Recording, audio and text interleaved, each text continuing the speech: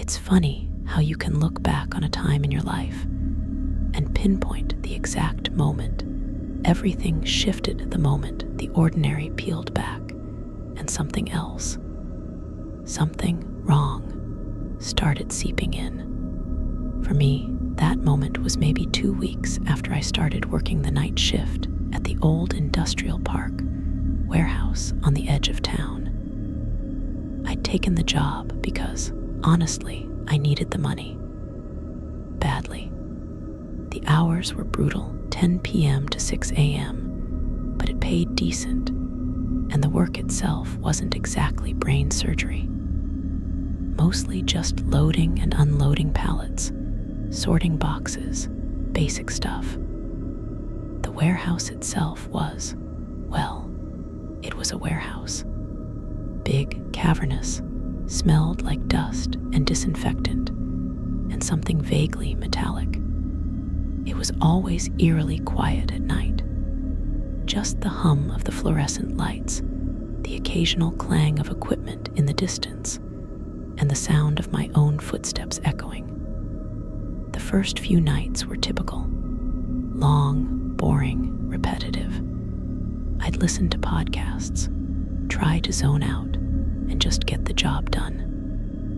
There were only a couple of other guys on the shift, spread out across the massive space, so you felt pretty isolated. That isolation was fine at first. Peaceful, even. No annoying bosses looking over your shoulder, no small talk you didn't feel like having. But then things started to get weird. Nothing I could really put my finger on at first. Just little things. You know, like you turn a corner and feel like you just missed seeing something. Or a shadow that seems a little too deep, a little too solid. I brushed it off as exhaustion, or my mind playing tricks in the dark. This place was old, full of weird noises, and my sleep schedule was completely messed up. I remember the first time I really started to feel it. It was late, maybe 3 a.m. I was stacking boxes in aisle 5, which is way in the back, practically pitch black except for the emergency lights. The air felt heavy, still, like just before a storm. And I had this intense feeling of being watched. You know that feeling? Like someone is staring right at the back of your head. It's primal, isn't it?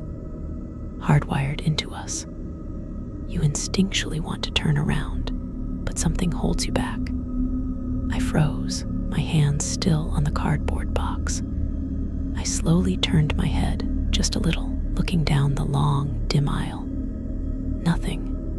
Just rows and rows of indistinguishable brown boxes disappearing into the darkness. The feeling passed, and I shook my head, told myself to get it together. You're overtired, man. That's all it is. But the feeling came back. Not every night, not even every shift, but it would pop up unexpectedly, usually when I was alone in a darker part of the warehouse. It was like a cold spot, but in my gut, a prickling on the back of my neck. And every time I felt it, I'd scan the shadows, my heart beating a little faster. I started making excuses to stay in the brighter, more open areas. I organized my tasks, so I spent less time in those far-off aisles. It was a small adjustment. Nobody noticed, not even the supervisor. But I knew why I was doing it. I was subconsciously trying to avoid that feeling. One night, it was particularly bad. I was pulling some freight near the loading docks. The big bay doors were closed, of course, but there were small windows up near the ceiling. Moonlight was filtering through, making long, streaky patterns on the floor. The warehouse felt absolutely vast and empty, and the feeling hit me like a physical blow, stronger than before. I felt like I needed to run, to get out of there. My hands were clammy, I slowly, carefully lowered the box I was carrying to the floor. I held my breath, listening. Silence, except for the distant hum. Then I heard it, a faint sound, scrabbling, like something dragging claws across concrete. It was coming from the far end of the warehouse, near the unused section where the shelves were mostly empty and covered in tarps. My blood turned to ice, scrabbling. It didn't sound like a rat. Too big, too slow, and it was coming from inside the warehouse. I stayed absolutely still, straining my ears. The scrabbling stopped, more silence, then a click, like a joint popping, followed by another and another. It wasn't steady, not like walking. It was unnatural. I swallowed hard, my mouth dry.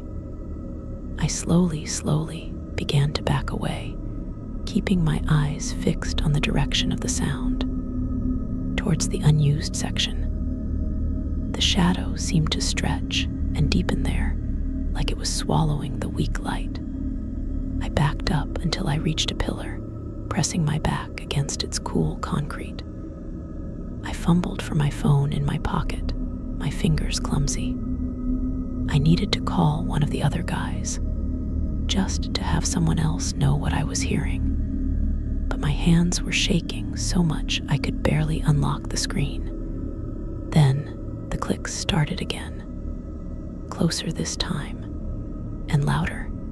Panic began to claw at my throat. This wasn't just my imagination. This was real. Something was in here with me. I peered into the darkness, trying to make out anything at all. The moonbeams through the high windows seemed to twist and warp the shapes of the shelves. And then I saw it. Or I saw a shadow. But it wasn't like any other shadow. It was too tall, impossibly tall, and rail thin. It seemed to unpeel itself from the deeper shadows near the back. My breath hitched. It wasn't moving like a person. It moved with a series of jerky, unnatural extensions and contractions, like it was reaching. I still couldn't see any details, just this impossibly long shadow stretching in the dim light. And the clicking sounds were coming from it, metal against concrete. I couldn't take my eyes off it. It was mesmerizing in the most horrifying way. It wasn't walking on two legs like a person. It seemed to be propelling itself, using those sounds I was hearing, those clicks. Then I saw glimpses of something else, glimpses in between the shelves as the shadow moved, something long and pale, like a bone. My heart was hammering against my ribs. I wanted to scream, but my throat was tight, frozen with fear. The shadow paused, and I felt that undeniable feeling of being watched again, but amplified 100 times. It felt like it was looking right at me, even though I couldn't see any eyes, any features. Then, slowly, impossibly slowly, this thing began to emerge from the deeper shadows. It was tall, so incredibly tall, like it could touch the ceiling. And it was thin, painfully thin, almost skeletal. Its limbs seemed to bend at strange angles. And then I saw its hands. They weren't hands, not really. They were long, bony extensions, ending in these wicked-looking, curved claws, like the talons of some massive, monstrous bird. And those were what were making the clicking sound as they dragged across the floor. I gasped, a small, choked sound. I clamped a hand over my mouth, trying to silence myself.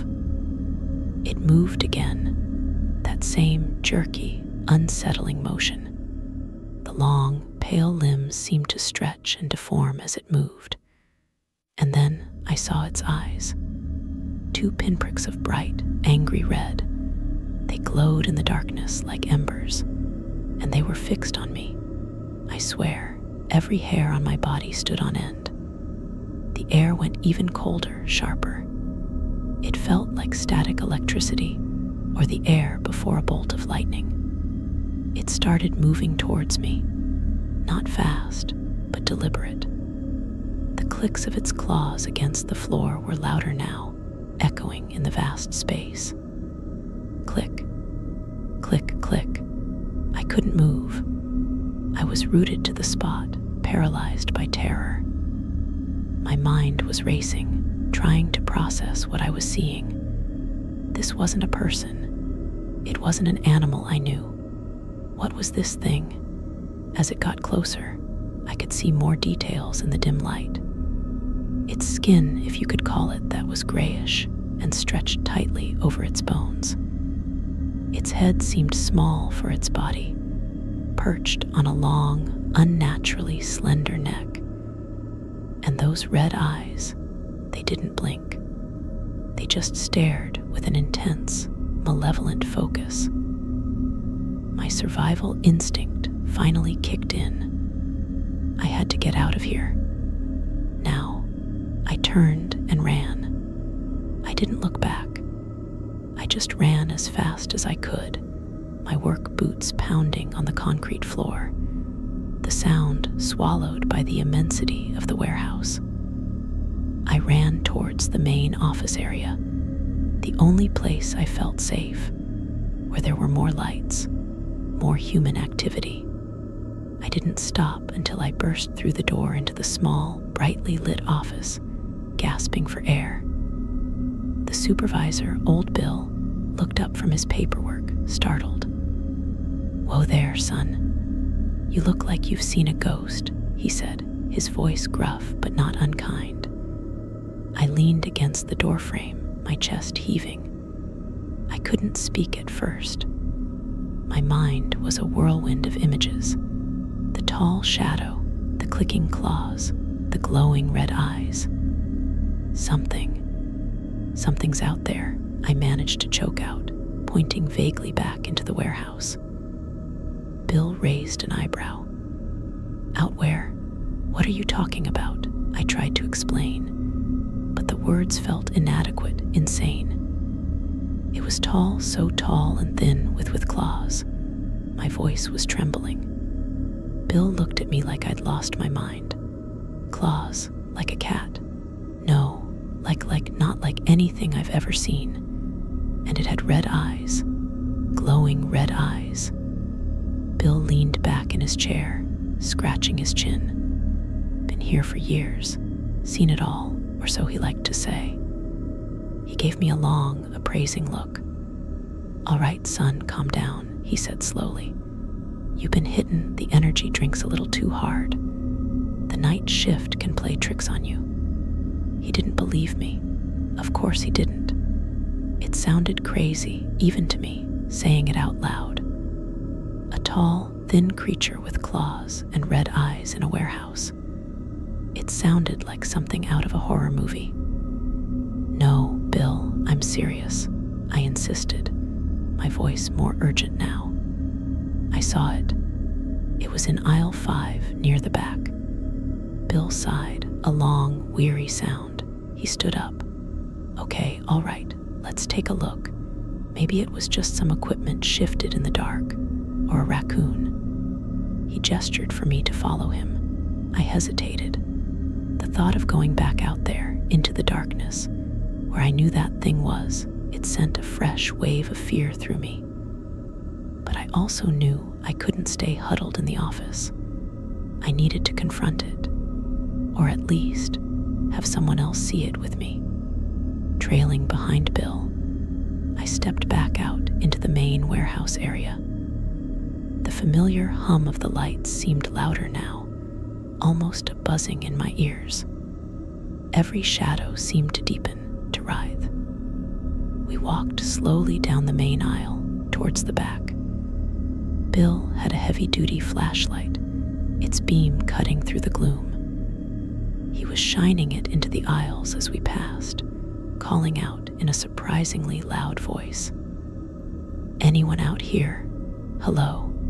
No answer, just the echoes of his voice. As we approached aisle 5, where I'd seen the creature, the air felt colder again. That heavy, oppressive feeling returned. Bill shone his flashlight down the aisle. The beam illuminated the rows of boxes stretching into the darkness. Dust motes danced in the light. Nothing, absolutely nothing. "See," Bill said, turning to me. "Nothing here but boxes and dust. You sure about what you saw?"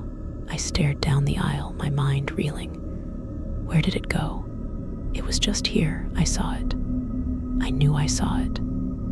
But I heard it too, Bill, I said, my voice quiet.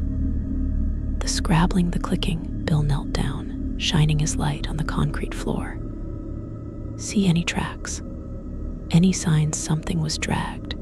He meticulously scanned the floor. I knelt beside him, my eyes wide, searching.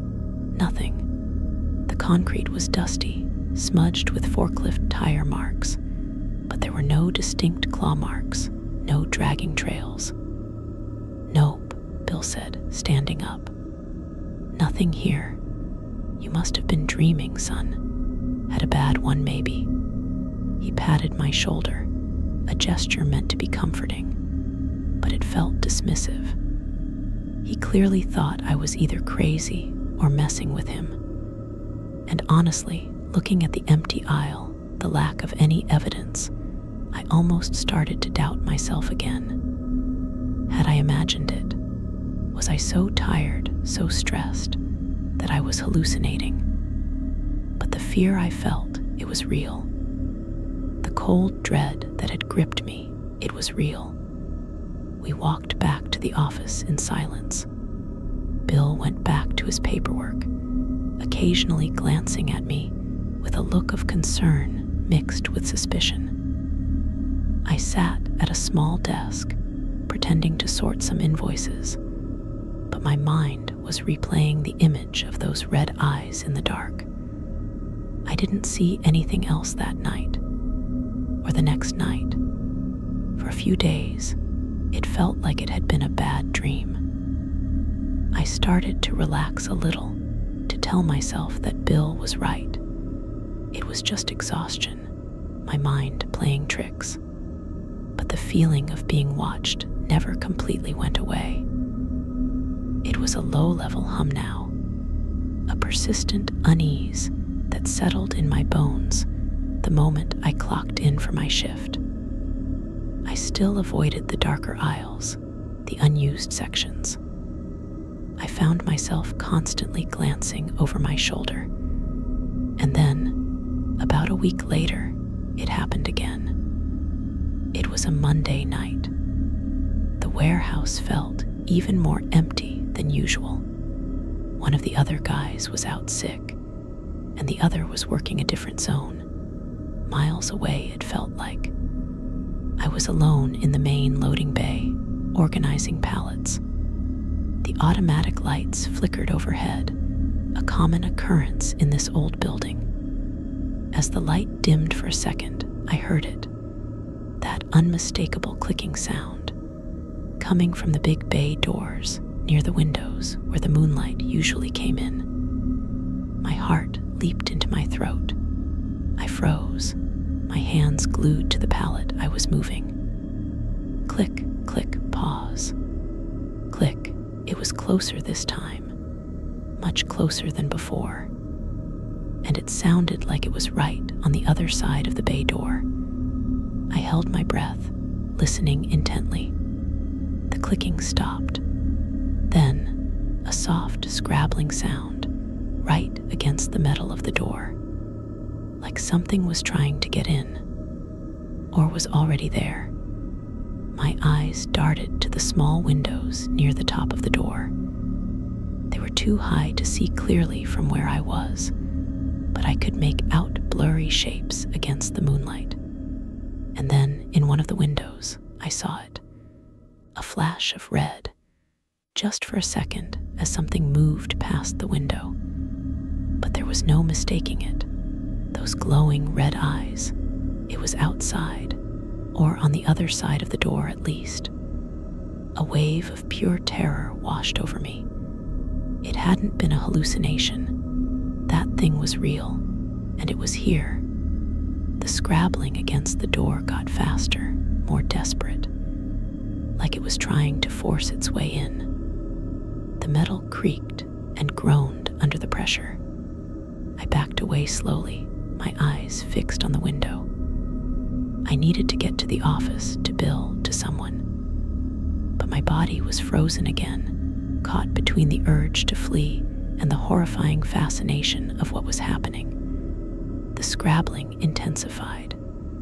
Then, a loud bang against the door, just below the window, followed by another, and another, like something was hitting it with immense force. The metal was starting to buckle inwards. This wasn't just some animal.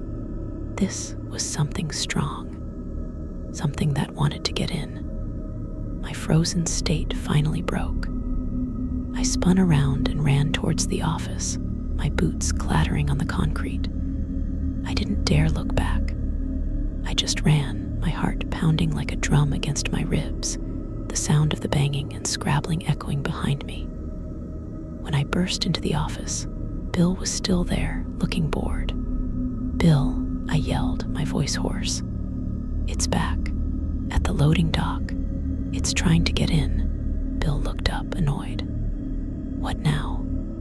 Are you hearing things again?" No, I saw its eyes. Red eyes. And I heard it.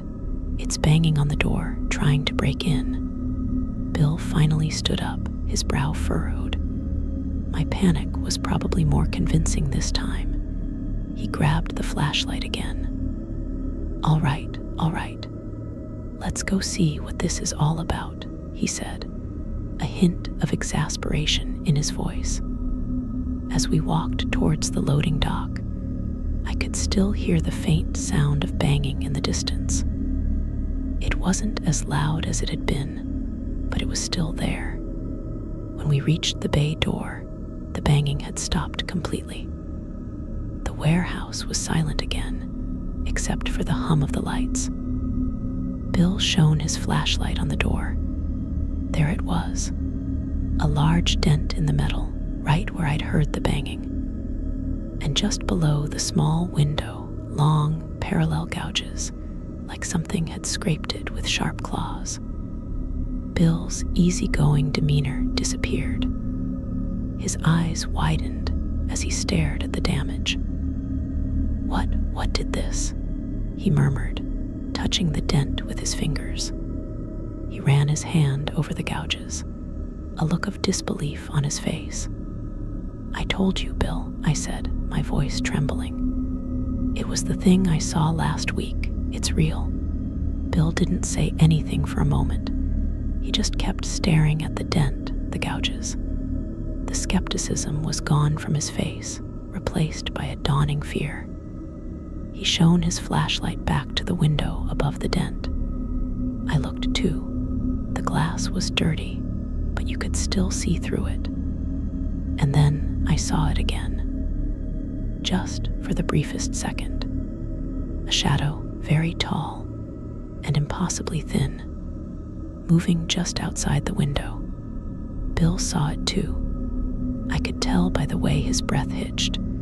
He quickly shone the light around, but whatever it was gone. He turned to me, his face pale in the dim light. "Okay," he said, his voice low. "Okay, maybe you weren't imagining things." That was the first time Bill admitted something was wrong, but it was far from the last. The encounter at the loading dock was just the beginning. It was the moment that thing, whatever it was, showed us it wasn't just a shadow. It wasn't just a figment of my tired imagination. It was real. It was out there. And it was starting to make itself known. And I had a feeling, a terrible, sinking feeling, that it wasn't going to stop. The rest of that shift was agonizingly slow. Every creak of the building, every distant sound made me jump. I kept glancing at the bay door, expecting to see those red eyes appear in the window again. Bill was quiet, lost in his own thoughts, occasionally shining his flashlight towards the back of the warehouse. The other guy on the shift, when he finally came back from his zone, noticed something was wrong, the tension in the air, the pallor on our faces. But we just brushed him off, not wanting to sound crazy, not wanting to admit the terrifying truth. When 6 AM finally rolled around, when the first rays of dawn started to filter through the high windows, I felt a profound sense of relief.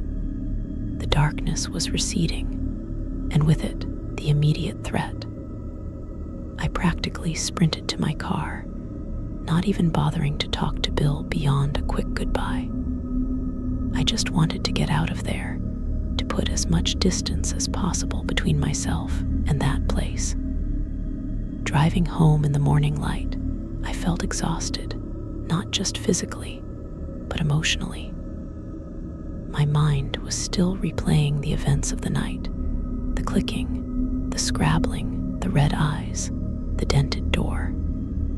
I knew I couldn't just forget about it. I had seen something that defied all logic, all reason, something that had left a mark on the physical world. As I pulled into my driveway, I made a decision. I couldn't keep this to myself. I had to tell someone who wasn't at the warehouse, who wouldn't dismiss me as crazy, but who, my family, my friends. How do you even begin to explain seeing a creature with red eyes and claws in a warehouse? Despite the fear, there was also a strange sense of confirmation. I wasn't going crazy. That thing was real. And knowing it was real, even if it was terrifying, felt better than questioning my own sanity. But with that confirmation came a chilling realization. If that thing was real, and it was in the warehouse, and it seemed to be aware of me, what did it want? And was it going to stop just because the sun was up? That first clear encounter changed everything. The warehouse wasn't just a boring workplace anymore. It was a place of dread, a place where the veil between our world and something else felt thin, almost transparent. And I had a terrible feeling that whatever was on the other side of that veil had taken notice of me. This was just the beginning. Yeah, waking up after that night was weird. The sun was shining, birds were chirping, everything about the morning felt so normal. And holding on to the memory of what I'd seen, what Bill had seen too, felt almost impossible, like it belonged in some dark corner of the night, not here in the bright light of day. I felt like I was carrying a secret, a heavy, terrifying one. I tried to distract myself, cleaned the apartment, ran errands, did all the normal stuff, but my mind kept drifting back to the warehouse, to the dent in the metal door, to the claw marks, to that fleeting glimpse of the tall, thin shadow and the red eyes. It was etched into my brain. Every time I closed my eyes, I saw it. I didn't tell anyone. How could I? My family would worry, think I was cracking under the pressure of bills and the night shift. My friends would laugh or think I was making up stories, trying to get attention. It sounds so unbelievable. A creature with claws and red eyes in a warehouse. Come on. Even saying it in my head felt ridiculous. But then I'd remember the dent, the physical evidence. That wasn't my imagination. That wasn't just a shadow. The next day, Heading back to the warehouse for my shift felt like walking into the lion's den. My gut was twisted with anxiety. Every step towards that building felt heavier than the last. I almost turned the car around a dozen times, but the thought of not having the money for rent, for food, it pushed me forward. Fear of the unknown versus fear of homelessness. A real Sophie's choice right there. Clocking in felt different. The usual casual nods and greetings from the few other guys on shift felt strained. I knew Bill had said something to the supervisor, maybe the daytime people too. The air felt thick with unspoken questions, with nervous energy. People were giving the loading dock a wide berth. Bill was there, of course. He saw me and gave me a grim nod. We didn't talk about that night in front of anyone else. It was a silent agreement. This thing, whatever it was our secret, our terrifying, shared secret. We exchanged a look that said everything. We knew. And we knew we were the only ones who really knew what was going on. My shift started the same way as usual, or tried to. I went through the motions, unloading boxes, sorting pallets, but my focus was completely shot. My eyes were constantly scanning the shadows, leaping at every sound. That low-level hum of unease was now a screaming siren in my head. I avoided the loading dock area like the plague. I stuck to the well-lit central aisles, pretending to be busy whenever my tasks took me anywhere near the edges of the warehouse. Bill seemed to be doing the same thing. We were like two frightened mice, scurrying around in the open, trying to avoid the lurking predator we knew was there. And we heard things. Oh God, we heard things. Little noises at first, distant scrapes and taps that would stop the moment you strained to hear them. Like something was moving just out of earshot, just out of sight. It was so much worse than the banging on the door. The uncertainty, the not knowing exactly where it was, turned every rustle, every distant clang into a potential threat. I remember one night, I was working in aisle 3. It's a long aisle, goes pretty far back into the darker part of the warehouse. I was trying to be quick, just get the job done and get out. I was focused on sorting some packages when I heard it. A kind of shushing asterisk sound, like fabric dragging across concrete, but mixed with something else, something slithery. It was coming from further down the aisle, where the lights didn't quite reach. My blood ran cold. I froze, every muscle tense. The shushing sound continued, low and steady. It distinctly sounded like something long and heavy being pulled along the floor. Then there were the clicks. That familiar, chilling sound that made my skin crawl. Click, click, click. It was getting closer. I dropped the box I was holding. It hit the floor with a thump that sounded deafening in the quiet warehouse. The clicks stopped. Silence. Absolute, terrifying silence. I held my breath, listening. My heart was hammering against my ribs. I could feel sweat beading on my forehead. Then, slowly, deliberately, the shushing sound started again, followed by the clicks, and they were definitely closer now. I knew, with a certainty that went down to my bones, that it was the creature. It was moving towards me down the aisle in the dark.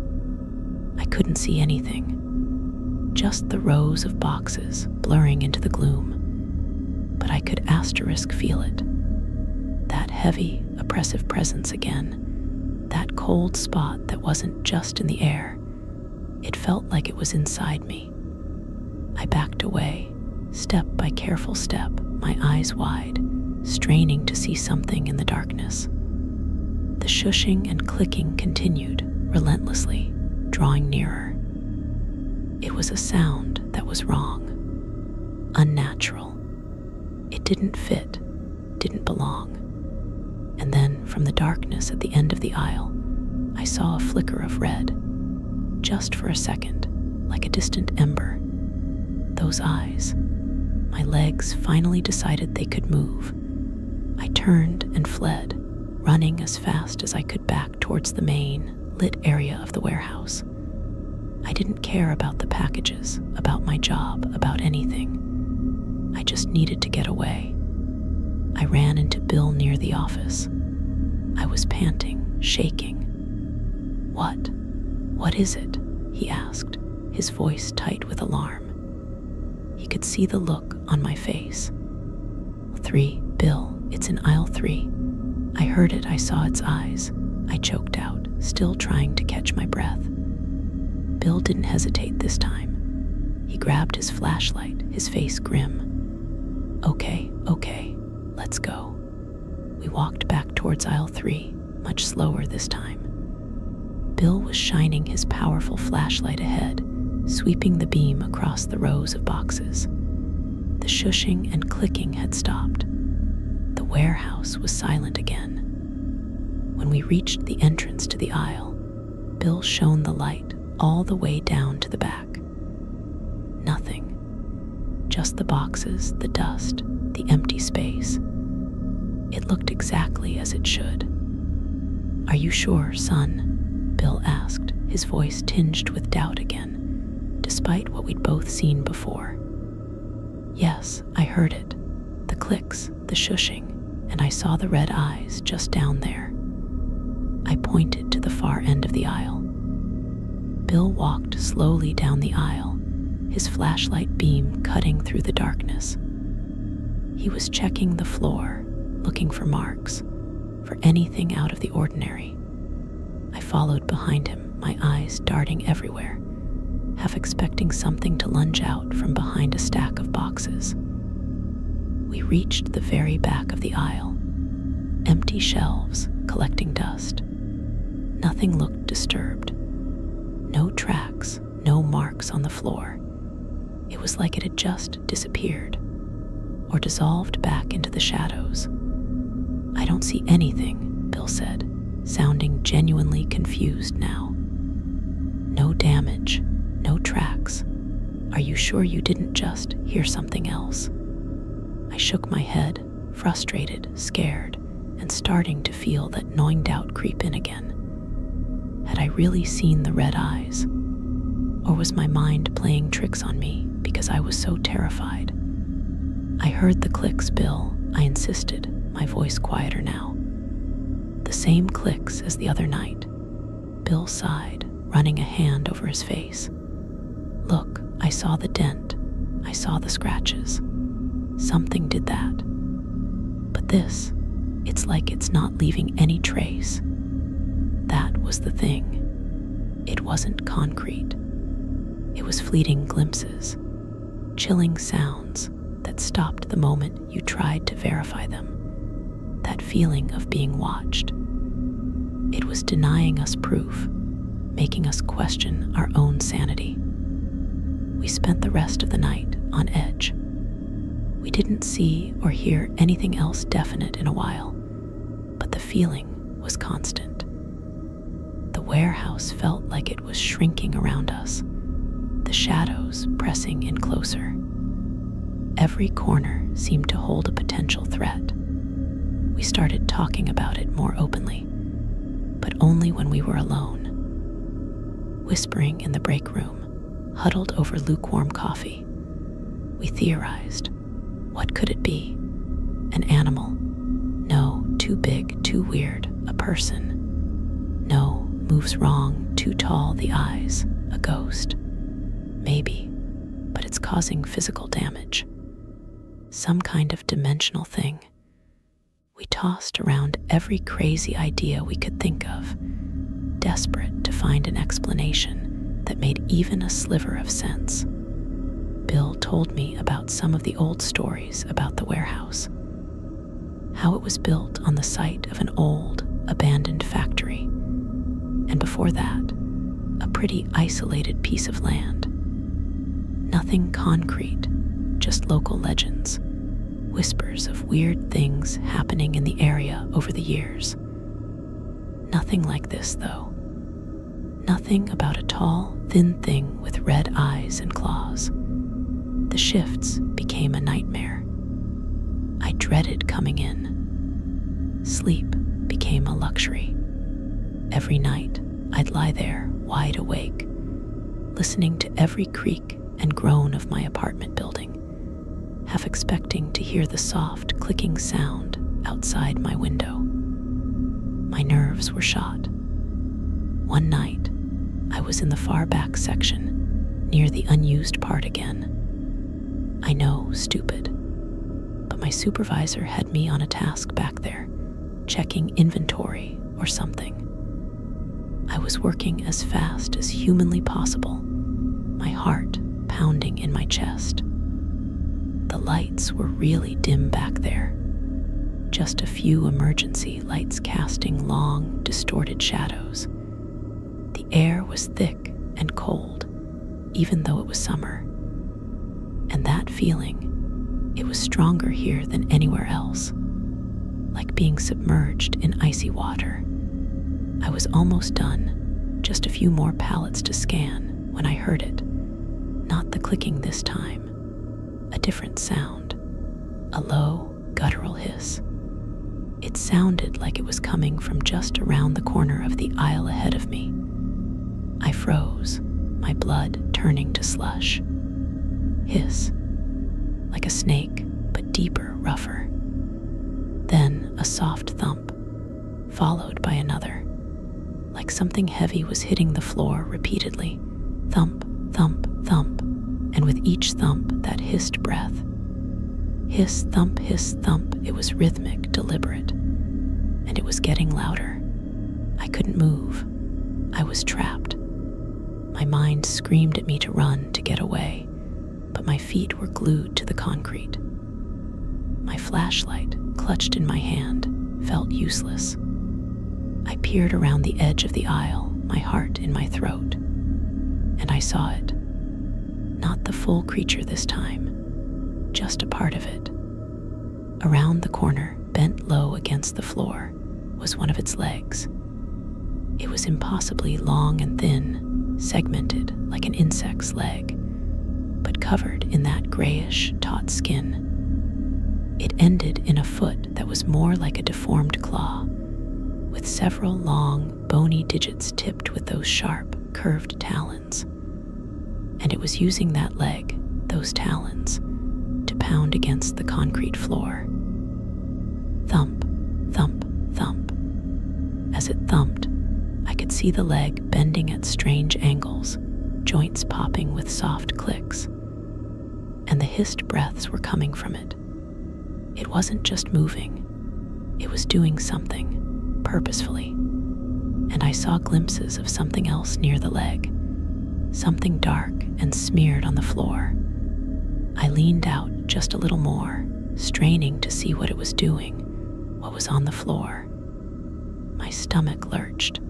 It looked like a pool of liquid, dark, glistening, and the creature was thumping its leg into it. Just as I was about to really see what it was, the leg stopped thumping. The hissing stopped. My eyes darted up. I instinctively pulled my head back around the corner. Silence again. But I knew it had felt me. It knew I was there. My breath hitched. I waited, listening. A faint scrabbling sound. Then the familiar, horrifying clicks. They were moving away from me down the aisle. Click, click, click, receding into the darkness. I stayed frozen for another long moment, my body trembling. Then slowly, cautiously, I crept towards the corner where I'd seen the leg. I rounded the corner, flashlight in hand, sweeping the beam across the floor. The area where I'd seen the leg was clear. Nothing there. No pool of dark liquid. No smeared residue. Nothing. It was like it had evaporated, vanished. My mind was reeling. I had seen it. I had heard it. But there was no evidence. Again. That's when the true horror set in. It wasn't just hiding. It wasn't just something that existed in the shadows. It was something that didn't seem to follow the rules of our reality. Something that could just be gone and reappear somewhere else. That night, I started seeing things even when I wasn't in the dark aisles. Out of the corner of my eye, a tall shadow flickering between shelves in the periphery of my vision. A flash of red in the distance. Every time I turned to look, it was gone. It was messing with me, playing with me. It felt like it was watching me constantly now, not just when I was alone in the dark. It felt like it was aware of my presence, my fear, from the moment I entered the warehouse until the moment I left. Bill felt it too. We didn't even have to say it. We just looked at each other and we knew. That thing was closer. It was more active, and it seemed to be focusing on us. On me, especially. The feeling that it was playing with me was the most terrifying part. The way it would make noise, then go silent. The way it would show just a part of itself, then disappear. It felt deliberate, like it was testing me or tormenting me. I started having nightmares, even when I did manage to sleep. Dreams of being chased through the endless aisles of the warehouse by that tall, clicking thing. Dreams of those red eyes staring at me from the darkness. I'd wake up in a cold sweat, my heart pounding. The image of the creature burned behind my eyelids. I lost weight. I was constantly tired, constantly on edge. The night shift was destroying me, not just physically, but mentally. Every hour I spent in that warehouse felt like an hour I was fighting for my life, even though I wasn't in immediate danger. The fear was constant, a suffocating blanket that never lifted. Bill and I started sticking together more whenever we could, making excuses to work in the same areas, to take our breaks together. There was a silent strength in numbers, a small comfort in not being completely alone with this terrifying secret. We'd talk in hushed tones, sharing the little things we'd seen or heard, confirming each other's experiences, trying to make sense of the madness. We started noticing patterns, or what we thought were patterns. It seemed to be more active during the darkest hours, between 2 and 4 a.m. It seemed to prefer the older, unused sections of the warehouse, and it seemed to be drawn to sound. Loud noises would sometimes precede its appearances, or sudden silence would make it emerge. We debated telling someone higher up, the supervisor, the owner even, but what would we say? We saw a tall, thin creature with red eyes and claws that leaves no trace. We'd be laughed at, probably fired, maybe even sent for a psychiatric evaluation. We were on our own. The fear was escalating. It wasn't just about the money anymore. It was about survival. Every shift was a test of endurance, a test of my sanity. I felt like I was losing my grip on reality, like the line between what was real and what was just my fear was blurring. And then, one night, it didn't just watch. It interacted. I was working near the central support pillars, sorting some heavier items.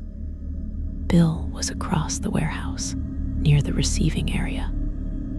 It was about 3 in the morning. The warehouse was quiet, that deep, unnerving quiet that always preceded something bad. I heard a soft clicking sound, not loud, almost hesitant. It was coming from behind one of the massive concrete pillars to my left. My blood ran cold. I froze, my hands resting on the item I was sorting. I held my breath, listening. Click, click, pause, click. It was right there, just on the other side of the pillar.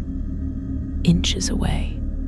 I couldn't see it, but I knew it was there. I could feel its presence, cold and heavy and malevolent.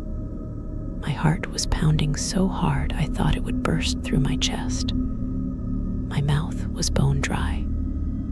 Then, slowly, tentatively, something reached out from behind the pillar. A hand. Not a human hand. Not even an animal's paw. It was long and skeletal, the skin stretched taut over bone. It ended in those impossibly long, curved talons. They were dark, almost black, glistening in the dim light. The hand reached out, slowly, deliberately. It paused in the air, inches from my face. I could see the joints bending at unnatural angles, the talons twitching slightly. I was paralyzed. I couldn't move, couldn't scream, couldn't even breathe properly. My eyes were fixed on that horrifying hand, that alien, monstrous limb. It stayed there for what felt like an eternity, just hovering, still, silent. I could almost feel a cold energy radiating from it. Then, faster than I thought something that large and awkward could move, the hand shot forward. Not at me. It darted out and snagged something lying on the floor next to my foot. My work ID badge. It had fallen out of my pocket earlier. The talons closed around my ID badge. I could hear the plastic creak under their pressure. Then, just as quickly as it had appeared, the hand retracted back behind the pillar, taking my ID with it. My brain finally rebooted. I stumbled back, tripping over a box, landing hard on the concrete floor. I scrambled backwards away from the pillar, my eyes wide with terror. Silence. I waited, my chest heaving, listening for any sound. Nothing. Slowly, cautiously, I got to my feet. I fumbled for my flashlight, my hands shaking violently. I shone the beam around the pillar. Nothing, empty space. My ID badge was gone, physically gone. That was it. It wasn't just watching anymore. It wasn't just making noise. It was interacting with the physical world, and it had taken something of mine. That changed everything. It wasn't just a general haunting or some random creature lurking in the dark. It felt personal now. It felt like it was targeting me. I ran to find Bill. I was practically incoherent, babbling about the hand, the ID badge, the silence. Bill, bless him, listened patiently, his face pale, his eyes wide with horror. He believed me. He saw the look in my eyes, the shaking of my hands. He knew I wasn't making it up. We spent the rest of that shift huddled together in the office, the door locked if we could manage it, jumping at every sound. We talked about the ID badge. Why would it take that? What did it want with it? It felt like a message, a terrifying, silent message. That night, driving home in the dawn light, the fear had changed. It wasn't just abstract terror anymore. It was concrete, sharp, and personal. It had taken something from me, and the thought of what it might take next, the thought of those red eyes watching me from the darkness, The thought of that clawed hand reaching out, it was almost more than I could bear. I knew, with a chilling certainty, that things were going to get much, much worse. There was no going back now. I was tangled up with this thing, whatever it was, and it didn't seem to want to let me go. Okay, so after that night, the one where the thing took my ID, everything changed. It wasn't just the fear anymore, though trust me, that was cranked up to 11. It was a different kind of fear. It felt personal, like it wasn't just some random monster in a warehouse picking a victim. It was specifically interested in me. And knowing that, it just messes with your head in a way I can't even fully explain. Those shifts were a nightmare doesn't even begin to cover it. Every time I walked into that building, it felt like I was stepping into a different world. The air in the warehouse, it felt thicker, colder. Even the normal sounds, the hum of the machinery, the distant clatter, they sounded wrong, like a soundtrack to something terrible. Bill and I, we were like two people stranded on a tiny island in a massive, dark ocean. We stuck together whenever we could. We ate break together in the office, huddled in the corner, speaking in whispers. The other guys on the shift, they definitely knew something was up. We were pale, jumpy, always looking over our shoulders. They'd ask if we were okay, and we'd just give them some vague answer, something about being tired. We couldn't tell them. How could you tell someone there's a giant, skeletal creature with red eyes and claws wandering around in the dark, and it just stole your ID? Yeah, right. We'd be in padded cells before sunrise. Bill and I started trying to figure things out. We'd pore over old maps of the industrial park, looking for clues. What was here before? Anything weird? There were whispers, sure. Old-timers talking about strange lights in the sky years ago, or animals going missing. But nothing concrete. Nothing that felt like it connected to this asterisk. This thing felt ancient and new all at once. We talked about the ID badge endlessly. Why take that? What did it mean? Was it some kind of trophy? Was it trying to learn about me? The thought of that thing, its long, bony fingers, talons, holding my ID card, seeing my name, my face, it made my skin crawl. It felt like an invasion, a violation. The fear was just constant now. It was a low thrum in my chest that never stopped. I'd be stacking boxes, and I'd hear a distant scraping sound, and I'd freeze, my heart leaping into my throat. I'd turn a corner, expecting to see it standing there, looming in the darkness. Every shadow seemed to hold a threat, and the glimpses, they got more frequent. Not full sightings, usually, just flashes.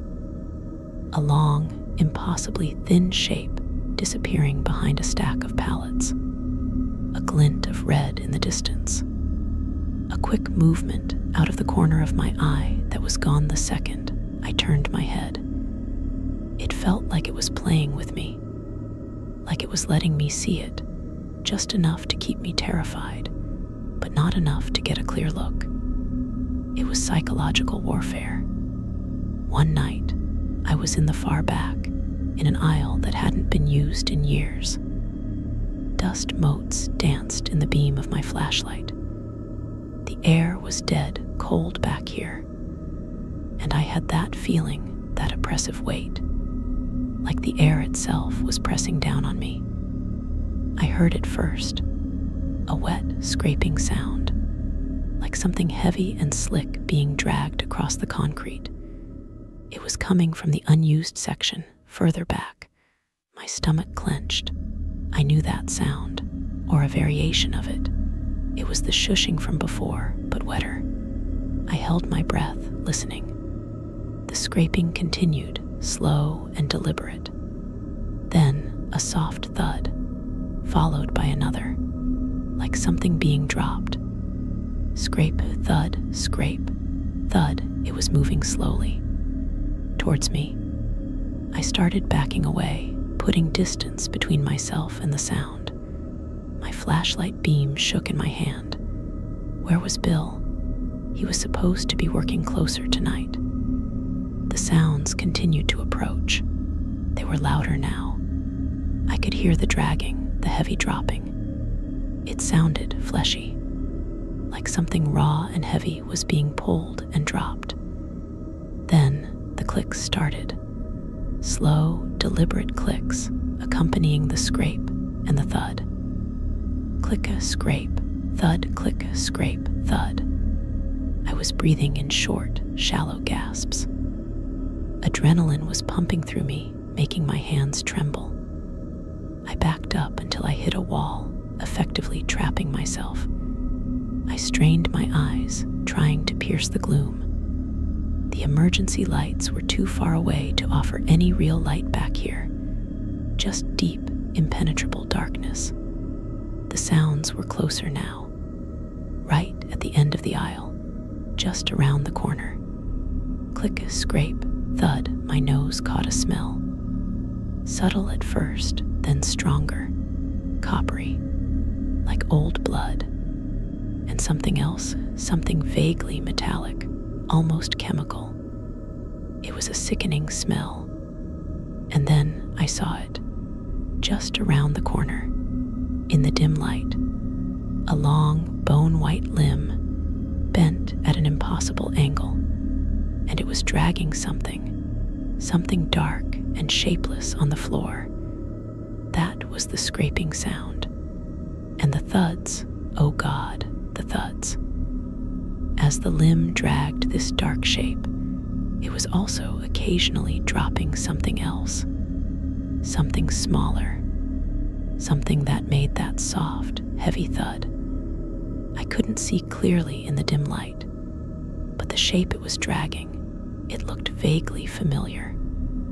And the smell, the coppery smell, was getting stronger. My mind was screaming at me to run, but my body was frozen, rooted to the spot by sheer horror. The limb paused its dragging. The clicks stopped. The thuds stopped. Silence again. Then, slowly, deliberately, the long, impossibly thin appendage began to extend further around the corner. And I saw what it was dragging. It was a body, not a human body. It was an animal, or what was left of one. I couldn't tell what kind. It was partially dismembered, mangled beyond recognition. But it was definitely organic, raw, and the smaller things making the thud, they were pieces, bits of flesh, organ, dropped one by one as it dragged its gruesome payload. The smell of blood was overpowering now, and I could see, even in the dim light, the trail of dark, glistening liquid smeared on the concrete floor behind the mangled carcass. The dark liquid I'd seen before when it was thumping its leg. I felt a wave of nausea roll over me. I clamped a hand over my mouth, trying not to gag. The creature's limb continued to extend, drawing the body slowly around the corner. It was bent low, its joints popping with soft clicks, and as it moved, I saw glimpses of its form behind it. Tall, skeletal, the grayish, taut skin, and then those eyes, two glowing red embers in the darkness, fixed on me. I had seen it. It knew I had seen it. The hand dragging the body stopped moving. The clicks stopped. Silence. I stood there, pressed against the wall, watching in horror as this thing held a dead, mangled animal in its grasp. its red eyes staring directly into mine from the shadows. It felt like it was showing me something. A display, a warning. Then, with a surprisingly swift, jerky motion, the arm and the body it was dragging were pulled back around the corner, out of sight. The sounds resumed, but fading this time. The clicks, the scrapes, the thuds moving away from me, deeper into the unused section. I stayed frozen for what felt like an eternity, listening until the sounds were gone, until the silence returned, heavy and suffocating. My legs finally gave out. I slid down the wall and sat on the dusty concrete floor, trembling uncontrollably.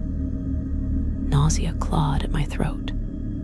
I had just seen that thing, seen what it did, and it had shown it to me.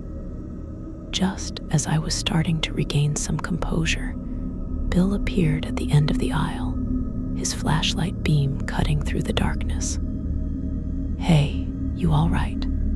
I heard, did you hear that?" he asked, his voice tight with apprehension. I couldn't speak at first. I just pointed, my hand shaking, towards the corner where I'd seen it, where I'd seen the body. Bill walked cautiously down the aisle, shining his light. He reached the corner, swept the beam around. "See, nothing here, just dust and weight." He knelt down, shining his light on the floor. There it was, a dark smear on the concrete. Not a lot, just enough to be unmistakable. And faint, dark streaks radiating out from it. Drag marks. Bill looked at me, his face pale. He didn't say a word. He didn't have to, he knew. He hadn't seen the full horror, maybe, but he saw the evidence. Evidence this time. He slowly stood up, his eyes scanning the empty shelves, the deep shadows at the back of the warehouse. He was quiet for a moment, just listening. "We need to get out of here," he said, his voice low and urgent. Now, we didn't finish our tasks. We didn't even clock out properly. We just walked quickly to the office, grabbed our bags, and left. The other guys stared at us, confused, but neither of us cared. We just needed to get out of there. Driving home in the early morning light, the image of that mangled body, that dark smear, and those red eyes were burned into my mind. I kept checking my rearview mirror, half expecting to see a tall, thin shape loping along the road behind me. That night changed everything again. It wasn't just a creepy presence, something lurking in the dark. It was something that killed, something that fed, and it had just shown me its capabilities. The fear wasn't just about being watched anymore. It was about being hunted. I couldn't go back. I just couldn't. The thought of stepping foot in that warehouse again, knowing what was in there, knowing it was aware of me, and what it was capable of, it was too much. I called Bill later that day. We talked for a long time. We agreed. We couldn't stay. The money wasn't worth it. Our sanity, our lives, they weren't worth it. Quitting the job was hard. I needed that money desperately. But I knew, deep down, it was the only choice. I packed up my few belongings, paid what rent I could, and left town. I didn't even bother to give notice. I just vanished, just like that thing seemed to do sometimes. I drove for hours, just putting distance between myself and that warehouse, that town. Every time I saw a tall shadow, every time I heard a strange noise, my heart would leap into my throat. I was jumpy, paranoid. The experience had scarred me. Finding a new job was hard, especially without a good reference, having just bylaid on my last one. Money was even tighter than before. I ended up taking another crummy night shift job, this time at a gas station on a highway miles and miles away from that town. It was a different kind of boring. Quiet, lonely. Just the hum of the refrigerated drinks, the occasional car pulling up for gas. And for a while, it was okay. I'd still jump at sudden noises, and I'd catch myself scanning the darkness outside the windows. But the acute, suffocating fear of being in the warehouse started to fade a little. I started to think maybe I was safe. Maybe I had escaped it. Maybe. Because then things started happening here. Small things at first, like the feeling of being watched again. That familiar prickling on the back of my neck. It would come and go. I told myself it was just leftover paranoia from the warehouse. My mind was still wired for fear. Then, late one night, I heard it. That sound, scraping, faint, distant, coming from outside. My blood ran cold. I froze, listening. Scrape, pause, scrape. It wasn't the same exactly. The surface was different, more like pavement than concrete. But the nature of the sound, slow, heavy dragging, it was eerily similar. I crept to the front window, peering out into the darkness. The parking lot was empty. The highway was quiet. Just the distant glow of headlights. Nothing. The scraping stopped. More silence. My heart was pounding. Was I just hearing things? Was this the paranoia? Then the clicks started, soft, deliberate, coming from the side of the building, near the dumpster. Click, click, pause, click, my breath hitched. Those clicks, that was unmistakable. That was asterisk, its asterisk sound. It was here, miles and miles away from the warehouse, in a completely different town. It had found me. Panic surged through me, hot and fast. How? How did it find me? I backed away from the window, my mind racing. I had to lock the doors. I had to call the police. What would I tell them? A tall, thin creature with claws was clicking outside.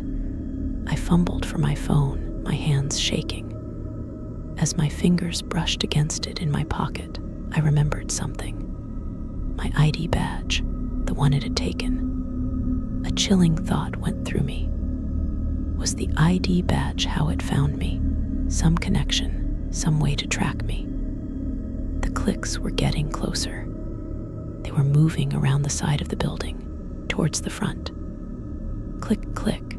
I could feel its presence now. That heavy, oppressive coldness, even through the walls. I backed further into the small store, my eyes darting around, looking for an escape route, the back door. But what if it was already there? The clicks stopped right outside the front door. Silence. I stood there, muscles tense, listening. I could hear my own ragged breathing in the quiet store. Then, a faint scratching sound, right on the other side of the glass of the door, like claws on glass. Scratch, scratch, scratch, small, deliberate, like it was testing the glass. I couldn't see anything through the tinted windows of the door, but I knew what was there. My eyes fell on the security camera monitor behind the counter. It showed a grainy, wide-angle view of the front of the store. I edged towards the counter, my eyes glued to the monitor, and I saw it, just the very edge of it at first, a long, impossibly thin shape pressed against the side of the doorway. It was bent at an unnatural angle, trying to stay out of the camera's view. Then, slowly, cautiously, it began to move into the frame. Tall, so incredibly tall, looming over the doorway. Rail thin. Grayish skin stretched tautly over bone. Its head was small, tilted to the side, and those eyes, two glowing red pinpricks, even on the grainy black and white security footage. They were visible even though I couldn't see its face clearly. They just glowed. It moved with that same jerky, unsettling motion I remembered from the warehouse, like its limbs were hinged in the wrong places. And then I saw its hand, pressed against the glass of the door. Long, bony fingers, tipped with those dark, curved talons. Those talons were making the scratching sound. On the security camera, I could see it better than I ever had in the dim light of the warehouse. Its joints, they seemed to pop and crack as it moved. Its skin looked like it was stretched so tightly it might tear, and it was so unbelievably thin, like a living skeleton. It turned its head slowly, and even though the camera was blurry, I could feel it. On the monitor, those red eyes seemed to be looking directly at the camera lens, directly at *me*. It raised its other hand, long taloned, and it slowly reached out, its claws extending towards the glass of the door. Then, it did something that sent a fresh wave of terror through me. It tapped, gently on the glass. Tap, tap, tap, like someone knocking, but with claws. It wasn't trying to break in, not yet. It was just announcing its presence, showing me it was here, showing me it knew where I was. I couldn't breathe. I felt like my lungs were collapsing. It continued to tap slowly, deliberately. Tap, tap, tap. On the monitor, I could see its head tilted, those red eyes fixed on the store. Waiting. I knew, with a certainty that chilled me to the bone, that this wasn't over. The warehouse was just where I'd first encountered it. It wasn't tied to that place. It was tied to me *. Why? What did it want? Was it going to follow me forever? The fear was no longer about being in the dark warehouse. It was about being anywhere. It was about the chilling realization that the darkness was not the problem. The thing in the darkness was, and it could follow me into the light. The tapping stopped. The shape on the monitor straightened up, its impossibly tall frame filling the screen for a moment.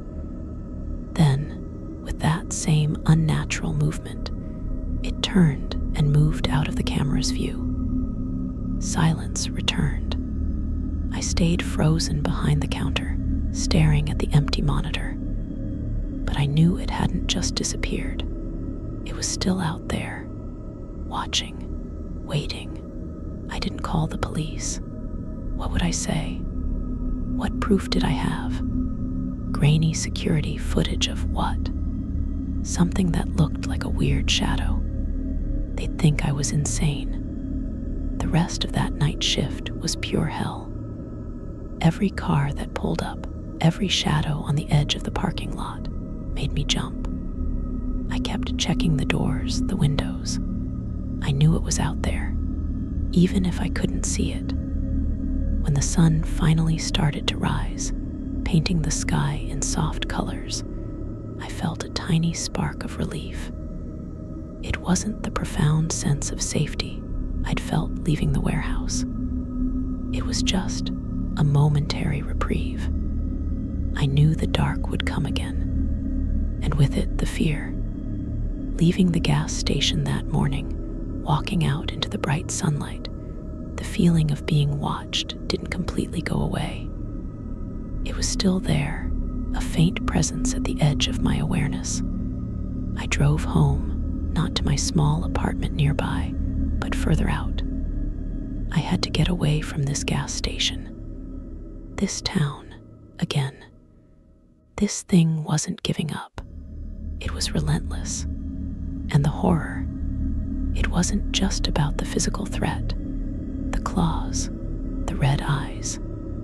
It was about the psychological torment, the constant fear, the feeling of being hunted by something that didn't obey the rules of reality, something that could just appear, disappear, and then find you again, no matter how far you ran. I knew then that this wasn't a temporary problem. This was my life now, living with the knowledge that something monstrous, something alien was out there, and it was looking for me.